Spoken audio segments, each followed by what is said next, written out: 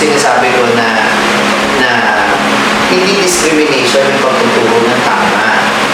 Kapag tinuro namin yung tama, you are free to follow it or not. So, paano naging discrimination yun? Ang discrimination ay para sa ayaw at sa gusto, gawin mo. Kapag hindi mo ginawa, hindi ka tanggap. Parang gano'n.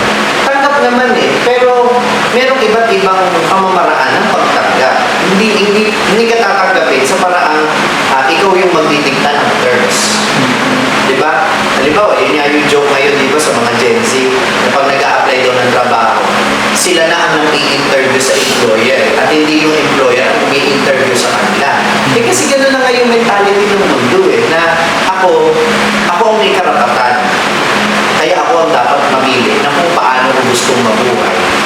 Pero ganun ba talaga? Hindi. Pinanganak tayo na may rules sa mundo. Hindi natin mababago na mainit yung apoy. So, sino mag-a-adjust? Yung apoy o ikaw? Diba? Ganun din Hindi mo mababago yung realidad na pinanganak ang lalaki. Hindi mo mababago yung realidad kahit magpapalit ka ng ari. Ang nananaligtas sa dugo mo pagka-babae pa rin, pagka-lalaki. Yun nga nakasulat sa katawan mo yung katotohanan So kapag niremind ka tungkol sa katotohanan na yun, discrimination ba yun?